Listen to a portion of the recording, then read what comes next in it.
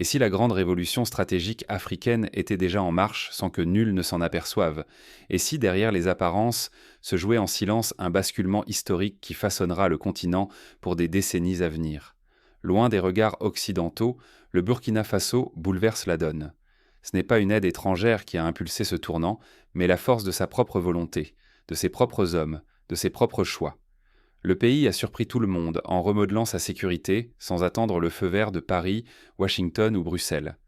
Ce phénomène n'est pas né d'un simple hasard. Il s'inscrit dans la continuité d'une longue histoire de résistance africaine. Déjà dans les années 60, lors des mouvements d'indépendance, des figures comme Thomas Sankara avaient tenté d'imposer des voies alternatives, loin des tutelles postcoloniales. Mais le contexte actuel ajoute une urgence nouvelle: la pression sécuritaire, l'instabilité régionale et la mondialisation des menaces. Au cœur de ce basculement, un nom émerge: Ibrahim Traoré. Il n'incarne ni l'utopie ni la copie servile d'un modèle importé. Il est l'expression d'un pari radical: agir vite, comprendre le terrain, refuser la dépendance. Sous sa houlette, le Burkina Faso affirme une rupture sans précédent avec les recettes imposées de l'extérieur. Ce choix rappelle, à une autre échelle, la stratégie adoptée par le Vietnam dans les années 50 et 60. Face à des adversaires bien plus puissants, les Vietnamiens avaient choisi l'adaptation rapide, la connaissance fine du terrain et la mobilisation populaire. Aujourd'hui, le Burkina Faso s'inspire de cette logique, adaptée aux réalités du Sahel. Le Sahel, immense et insaisissable, ne pardonne pas l'approximation. Ici, chaque erreur se paie cher. Les décisions prises à Ouagadougou ne sont plus dictées par des experts lointains, mais par la nécessité de survivre, d'innover, de défendre sa population. Il s'agit de remettre en cause tout ce que l'on croyait immuable sur la sécurité régionale. Prenons un exemple concret. Dans la province du Soum, il y a 2 ans, une série d'attaques a mis à mal toutes les positions de l'État. Les réponses classiques, inspirées par des consultants étrangers, se sont révélées inefficaces. C'est alors que des chefs locaux ont proposé des patrouilles mixtes, intégrant forces de sécurité et volontaires communautaires, capables de lire les signes du terrain et de réagir en quelques minutes. Les résultats ont été immédiats: recul des incursions, meilleure collecte de renseignements et surtout retour de la confiance entre villages et forces armées. Mais ce qui se joue va bien au-delà de la défense. C'est une question d'autonomie stratégique, de droit à l'autodétermination, d'oser compter sur ses propres forces. C'est la souveraineté revendiquée sans concession, la possibilité de choisir sa voie, de protéger les siens, de ne devoir de comptes à personne. Ce choix audacieux n'est pas sans danger. Rompre les chaînes, c'est risquer l'isolement, perdre des appuis cruciaux, fragiliser un équilibre déjà précaire. Pourtant, au bout du chemin, il y a l'espoir d'une liberté réelle, d'une stabilité inédite et peut-être d'une reconnaissance régionale longtemps refusée. Le Burkina Faso est-il en train d'ouvrir une ère nouvelle pour l'Afrique de l'Ouest? Le Sahel s'apprête-t-il à reprendre la maîtrise de son destin, ébranlant les certitudes de l'ordre établi? Pour comprendre cette transformation, il faut suivre le fil des décisions qui ont bouleversé la hiérarchie régionale. Tout commence lorsqu'une série d'événements force le pays à choisir sa propre voie. Pourquoi les solutions importées échouent-elles toujours dans le désert? Le Sahel reste indomptable face aux manuels copiés-collés et aux frontières tracées à des milliers de kilomètres. Ici, chaque dune, chaque piste, chaque lit de rivière peut bouleverser la carte du pouvoir du jour au lendemain. En 1942, lors de la campagne d'Afrique du Nord, les généraux alliés furent surpris par la mobilité des troupes du désert. Ce fut une leçon cuisante. Ceux qui connaissent la géographie, les réseaux d'oasis, les vents, peuvent défier même les armées les mieux équipées. Aujourd'hui, le Sahel impose la même réalité. La connaissance intime du terrain fait la différence. Les approches standards, forgées dans les capitales étrangères, se brisent sur la réalité du terrain. La géographie est une arme, maniée par ceux qui la connaissent intimement. Les groupes armés se fondent dans les paysages, franchissent des frontières invisibles, disparaissent dans la brousse et échappent à la surveillance des drones aussi bien qu'à celle des satellites. Depuis plus de 10 années, les puissances extérieures multiplient de bases, opérations spéciales et missions de conseil. Mais chaque effort s'est heurté à un manque de coordination sincère et à l'inadaptation des outils importés. Trop souvent, les partenaires internationaux agissent selon leurs propres priorités. Ils créent des silos d'information, négligeant les alertes du terrain, imposent des solutions lentes, rigides, déconnectées. Pour illustrer ce point, souvenons-nous de la mission Barkhane, lancée en 2014. Malgré des moyens colossaux, elle a peiné à obtenir des résultats durables. Pourquoi? Parce que la circulation de l'information restait centralisée, lente et peu réactive aux spécificités locales. À plusieurs reprises, des villages ont alerté sur des mouvements suspects, mais la chaîne de commandement, surchargée, n'a pas su réagir à temps. Résultat, des attaques dévastatrices et un sentiment d'abandon croissant. Pour le Burkina Faso, cette dépendance chronique a fait plus que freiner la réaction. Elle a miné la confiance des populations envers l'État, exposé les failles et laissé les communautés démunies face à la multiplication des attaques. Village après village, la lassitude s'installe, l'espoir s'étiole. Les interventions se suivent, les promesses se ressemblent, rien ne change sur le long terme. Ce cycle d'impuissance nourrit la spirale de violence. Chaque échec grignote un peu plus l'autorité publique. La défiance envers les élites, la sensation d'abandon, la perte de contrôle s'enracinent comme un poison lent. Ici, le risque n'est pas seulement sécuritaire, c'est la survie de l'État et sa légitimité qui sont en jeu. Dans certaines localités, comme à Arbinda ou à Djibo, les populations ont vu passer, en l'espace de 5 ans, au moins une dizaine de missions étrangères, toutes promettant la fin de l'insécurité. Mais aucune n'a réussi à restaurer durablement la paix. À la longue, ce sont les initiatives locales, portées par de jeunes leaders ou d'anciens notables, qui ont permis de reconstruire des réseaux d'alerte et de solidarité. Pourtant, alors que tout semblait figé, une décision inattendue vient bouleverser l'équilibre. Le sommet de l'État burkinabé prend un virage décisif, non dicté par les bailleurs ou les alliances anciennes, mais par la volonté de reprendre l'initiative sur cette terre. Ce choix audacieux va forcer tous les acteurs, locaux comme étrangers, à repenser leurs certitudes.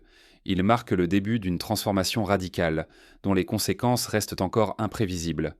Quand un choix apparemment anodin rebat toutes les cartes d'un équilibre régional fragile. L'acquisition discrète d'hélicoptères par le Burkina Faso n'a pas fait la une des journaux. Pourtant, ce geste n'était ni une quête de prestige, ni une démonstration de force. C'était une décision froide, calculée, motivée par l'urgence de répondre à des menaces mouvantes sur des milliers de kilomètres carrés où chaque seconde peut coûter cher. Ces appareils, arrivés sans cortège ni drapeau, n'étaient pas conçus pour impressionner la galerie. Leur mission, changer la donne sur le terrain, permettre des ripostes éclairs lors d'attaques imprévues, couvrir de vastes étendues en un temps record, déjouer la mobilité des groupes armés. Désormais, la supériorité n'appartenait plus à ceux qui dictaient dans le tempo, mais à ceux capables de s'adapter, de lire le terrain et d'agir dans l'instant. Mais acheter des machines n'était qu'un début. L'état-major a dû s'attaquer à la logistique. En quelques mois, des pilotes ont été formés en urgence, des mécaniciens ont appris à maintenir les appareils avec les moyens du bord, de nouveaux réseaux de communication ont été déployés. La doctrine militaire, figée depuis des décennies, a été refondue autour d'unités mobiles, autonomes, capables de coordonner sans attendre d'ordres lointains. Ce bouleversement s'est opéré dans la discrétion. Pas de grandes cérémonies, pas de discours flamboyants, seulement une succession d'initiatives locales répétées patiemment. Patrouilles plus fréquentes, bases avancées mieux reliées, circulation de l'information accélérée entre les villages et les centres de commandement. Progressivement, les résultats se sont fait sentir. Les attaques, autrefois quasi quotidiennes, se sont espacées. La confiance, longtemps érodée, a commencé à renaître.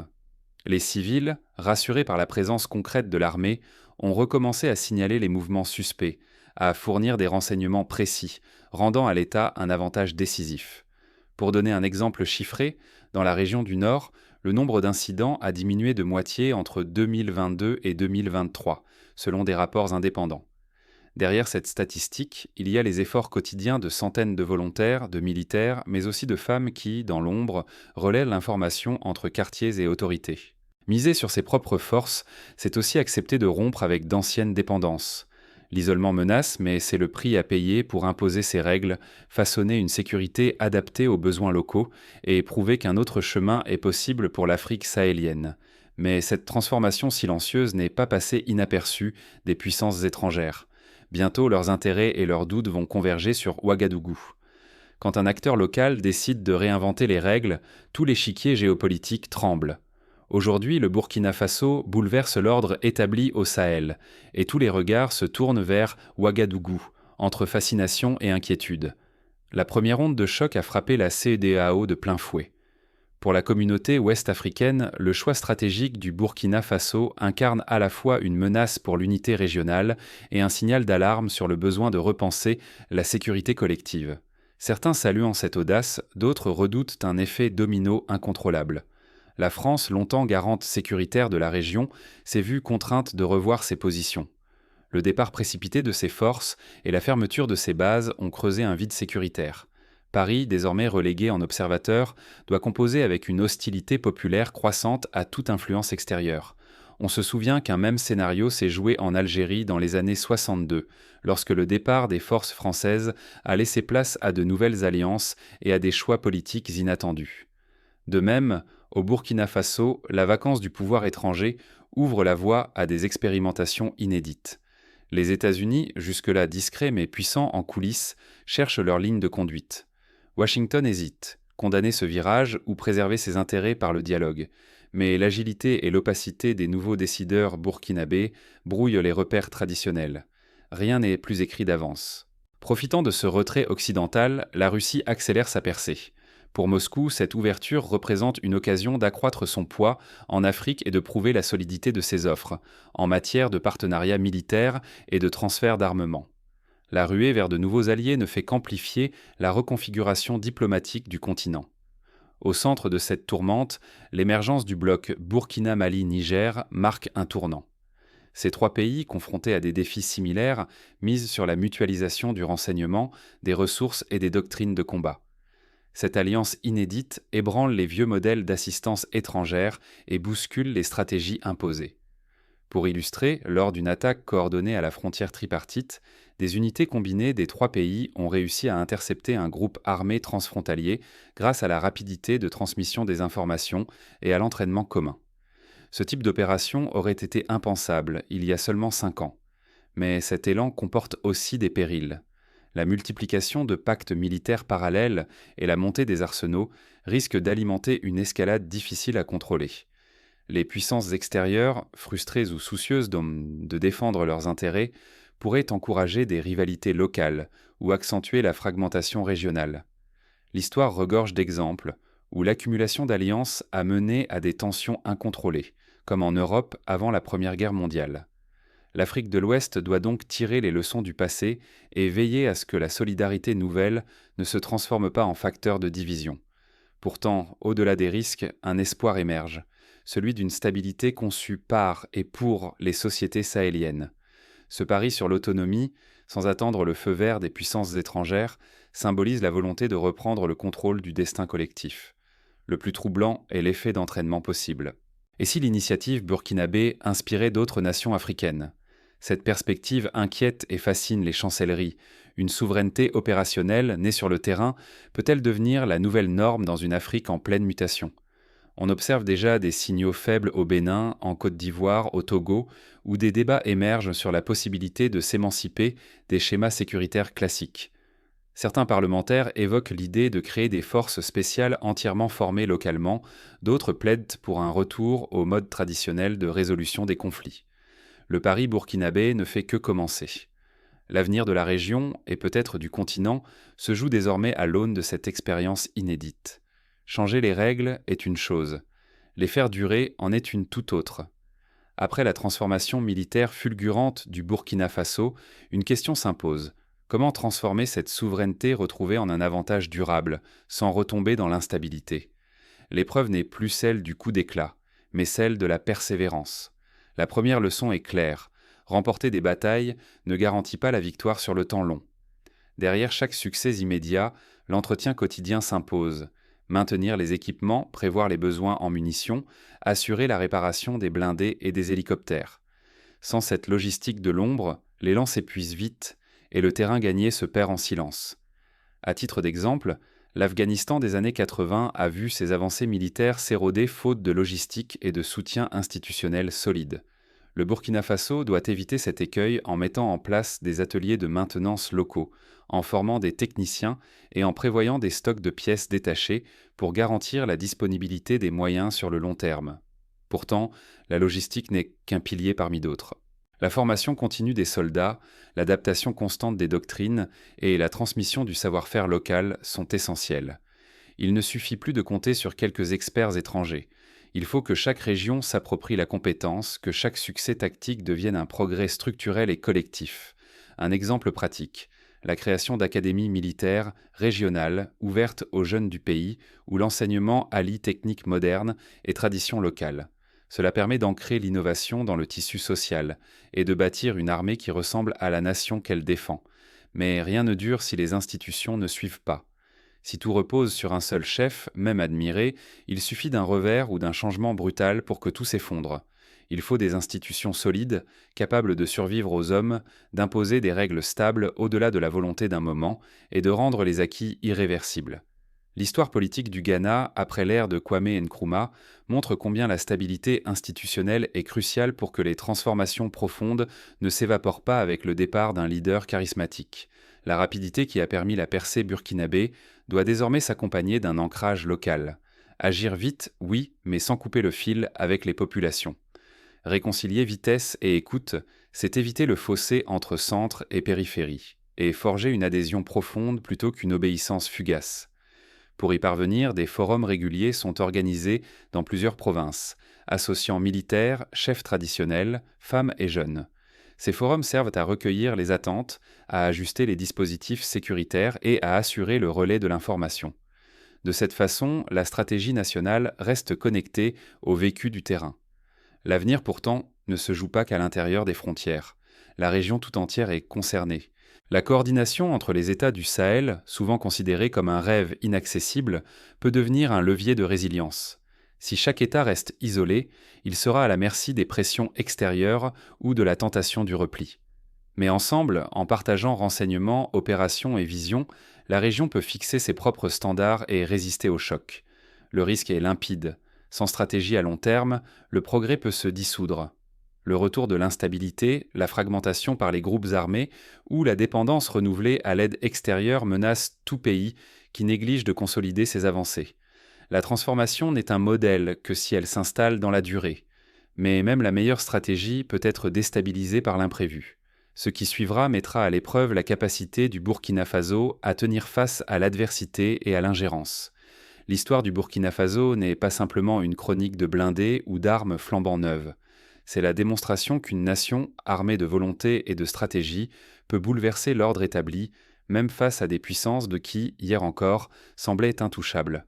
Ce que nous avons examiné dépasse de loin l'achat d'équipements ou la modernisation des tactiques. Il s'agit d'un choix assumé, écrire ses propres règles, imposer son rythme, défier la fatalité imposée de l'extérieur. Le Burkina Faso n'a pas attendu la permission de ses partenaires traditionnels. Il a décidé d'agir, vite et selon ses propres intérêts. En quelques années à peine, le pays a pris tout le monde de court. Les équilibres régionaux, autrefois dictés depuis Paris ou Washington, sont désormais remis en question depuis Ouagadougou. Cette transformation n'est pas le fruit du hasard, mais celui d'une vision lucide et d'une adaptation continue, même sous la pression internationale et face au scepticisme généralisé. Cette souveraineté opérationnelle n'est pas que discours, elle se lie dans chaque décision prise localement, chaque alliance choisie sans attendre l'aval des chancelleries étrangères.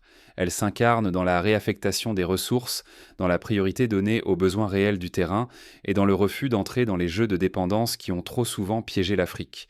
Mais l'enjeu va bien plus loin que la seule sécurité ou la défense de frontières héritées.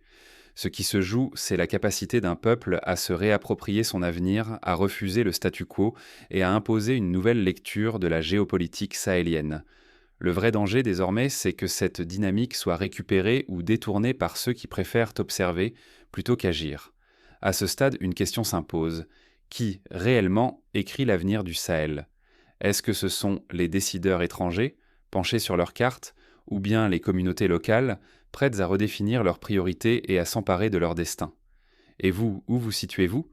Restez-vous spectateur d'un bouleversement ou choisissez-vous d'en devenir acteur ? La souveraineté n'est pas un slogan, mais une responsabilité partagée. Elle commence par la volonté de comprendre, de débattre, puis de s'engager.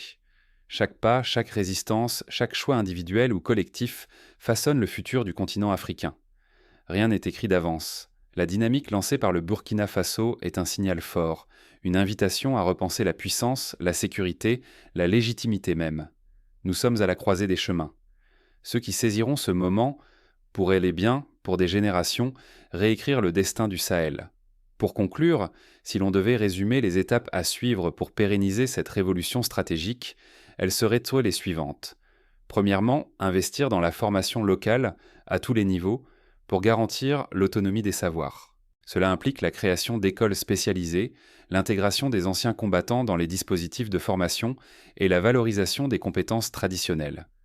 Deuxièmement, renforcer les institutions, en s'assurant qu'elles reposent sur des principes de transparence, de participation et de justice. Cela suppose un contrôle citoyen, la rotation régulière des responsables et la lutte contre la corruption, fléau qui a souvent miné les meilleures intentions. Troisièmement, ancrer la politique sécuritaire dans une vision de développement durable. Cela veut dire lier l'action militaire à des programmes d'éducation, de santé et d'accès à l'eau, afin que la paix ne soit pas seulement l'absence de violence, mais la construction d'un avenir commun. Quatrièmement, multiplier les espaces de dialogue régional, pour consolider les alliances et éviter les pièges de la fragmentation. Des plateformes communes d'analyse, d'alerte et d'intervention rapide peuvent prévenir bien des crises et renforcer la résilience collective. Enfin, ne jamais perdre de vue la dimension humaine de la stratégie. Derrière chaque soldat, chaque volontaire, chaque citoyen, il y a une histoire, une famille, un espoir. C'est cette énergie multiple qui, mise en mouvement, peut transformer le continent. Le Burkina Faso a ouvert une brèche. Reste à savoir si d'autres oseront s'y engouffrer pour bâtir ensemble l'Afrique de demain.